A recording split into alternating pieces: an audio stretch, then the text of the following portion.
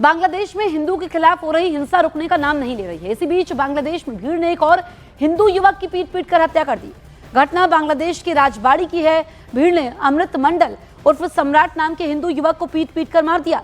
राजबाड़ी के old market इलाके में भीड़ ने अमृत मंडल को पकड़ा, फिर उसको इतनी बुरी तरीके से पीटा कि उसकी मौत हो गई। तो हिंदू निशाने पर है बांग्लादेश में, टारगेट किलिंग वहां पर हो रही है। अब कट्टरपंथियों ने एक और हिंदू को मार दिया है। इससे पहले भी हमने देखा कि हिंदू की बर्बर तरीके से हत्या की गई थी और अब ताज़ा मामला राजबाड़ी इलाके का है, जहां पर अमृत मंडल को पकड़ा गया, फिर उसको इतनी बुरी तरीके से पीटा गया कि उसकी मौत हो गई। बांग्लादेश के राजबाड़ी इलाके में हुई अमृत मंडल उर्फ सम्राट की हत्या को लेकर यूनुस सरकार ने सफाई दी है। सरकार ने दावा किया है कि यह हत्या किसी सांप्रदायिक हिंसा का हिस्सा नहीं थी। शुरुआती जांच में सामने आया कि मृतक व्यक्ति एक कुख्यात अपराधी था, इलाके में जबरन वसूली के लिए आया हुआ था। स्थानीय लोगों के साथ उसकी झड़प में उसकी मौत हुई। सरकार ने भी ये कहा कि घटना में शामिल सभी लोगों के खिलाफ सख्त कानूनी कार्रवाई की जाएगी। बांग्लादेश में 18 दिसंबर को हिंदू युवक दीपू चंद्र दास की भीड़ द्वारा हत्या के मामले में पुलिस ने 6 और आरोपियों को गिरफ्तार कर लिया है, जिससे कुल गिरफ्तारियों की संख्या 18 पहुंच गई है। पुलिस ने बताया कि ये सभी आरोपी दीपू पर नौकरी छोड़ने का दबाव डाल रहे थे। इस मामले में अब तक कुल 18 लोगों को गिरफ्तार किया जा चुका है।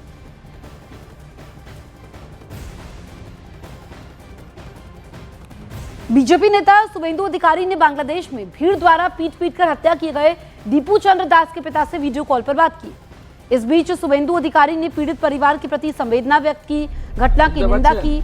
उन्होंने कहा कि इस तरह की हिंसा और भीड़ कांड पूरी तरीके से अस्वीकार्य है। दोषियों के खिलाफ सख्त कार्रवाई होनी चाहिए।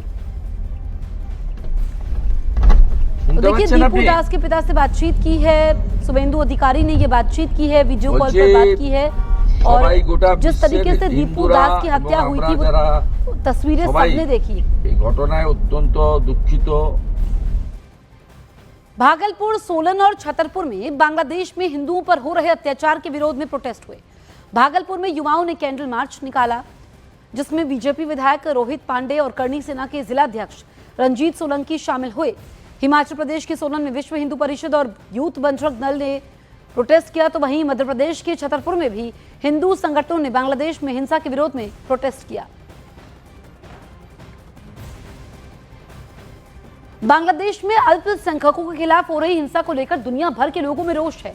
बॉलीवुड एक्टर जानवी कपूर ने भी बांग्लादेश में हुई दीपू चंद्र दास की हत्या पर दुख जाहिर किया, इसे कत्लेआम बताया। उन्होंने कहा कि बांग्लादेश में हुई इस हत्या पर उन्हें गुस्सा आ रहा है। उन्होंने कहा कि अगर लोगों को गुस्सा नहीं आ रहा है तो और भी ज्यादा खतरनाक है। तो देखिए, जानवी कपूर का गुस्सा फूटा है, जो कट्टरपंथी एक के बाद एक हिंदुओं को बांग्लादेश में निशाने पर ले रहे हैं। दीपू दास की हत्या पर जानवी कपूर ने दुख जाहिर किया है। एक लंबा चौड़ा पोस्ट यहां पर जानवी कपूर ने लिखा है और ये लिखा है कि उन्हें गुस्सा आ रहा है। अगर लोगों को इस घटना के बाद गुस्सा नहीं आ रहा है तो ये और भी ज्यादा खतरनाक है।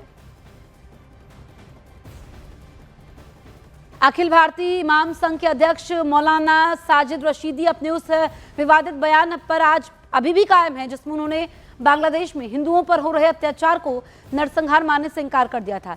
एक बार फिर रशीदी ने उसी बयान को दोहराया, कहा कि वहां हो रहे आंदोलन, विरोध प्रदर्शन, रैलियों और जुलूस हिंदुओं के खिलाफ नहीं है, ना ही ये नरसंहार है। हत्या जो की जा रही है वो गलत है, इसमें कोई दो राय नहीं है। इस्लाम किसी की हत्या करने को नहीं कहता। एक खबर ये भी आई है कि दीपू ने इस निंदा की है, नबी पाक सल्लल्लाहु अलैहि वसल्लम के बारे में कुछ कहा है, लेकिन मैं फिर भी कहता हूं कि इस तरह की हत्या लोकतांत्रिक देशों में नहीं होनी चाहिए। इस्लामिक देश जहां हैं उस पर एक कानून है, इस निंदा का कानून है और उनको सज़ा दी जाती है, लेकिन यहाँ नहीं दी जाएगी। मगर जो लोग इसको जेनोसाइड कह रहे हैं, कहाँ से जेनोसाइड है मुझे बताइए आप। यानी गाजा में अगर हो रहा है तो उसको तो जेनोसाइड बोलने को तैयार नहीं है। मौलाना साजिद रशीदी बयान पर जमकर सियासत हो रही है। बीजेपी समेत कई पार्टियों ने उनके बयान को खतरनाक बताया है। इंडिया इमाम एसोसिएशन जो हमारे देश में है, उसके जो बड़े नेता हैं, बड़े अधिकारी हैं, जिनका नाम है साजिद रशीदी, उनका बहुत ही दुर्भाग्यपूर्ण बयान आया है कि बांग्लादेश में 10-15 हिंदुओं की हत्या को क्या कोई बहुत बड़ी लिंचिंग नहीं कही जाएगी, कोई बहुत बड़ा उपद्रव नहीं कहा जाएगा। क्या होता है जिसके अपने जाते हैं उसको ही समझ में आता है। मौलाना साजिद रशीदी का बयान असंवेदनशील ही नहीं बेहद खतरनाक है। वो ये कह रहे हैं कि बांग्लादेश में अगर 10-12 हिंदुओं को मार दिया गया, कत्ल कर दिया गया तो ये टारगेट किलिंग नहीं है। तो टारगेट किलिंग क्या होती है साहब? जरा स्टैटिस्टिक्स बता दीजिए कि कितने हिंदू मारे जाएं तब आप उसको जनसंहार कहेंगे। वहीं कांग्रेस ने भी साजिद रशीदी पर निशाना साधा, राजनीतिक कार्यों में हस्तक्षेप न करने की नसीहत दी। इमाम हो या सनातन धर्म में पंडित, इन सब लोगों को धार्मिक कार्यों में हस्तक्षेप करना चाहिए। राजनीतिक कार्यों में हस्तक्षेप करने से और बयानबाजी करने से बचना चाहिए। राजनीतिक कार्य राजनीतिक लोगों के लिए छोड़ देने चाहिए। कट्टरपंथी जमात किसी भी तरफ की हो, उसकी मजम्मत होनी चाहिए।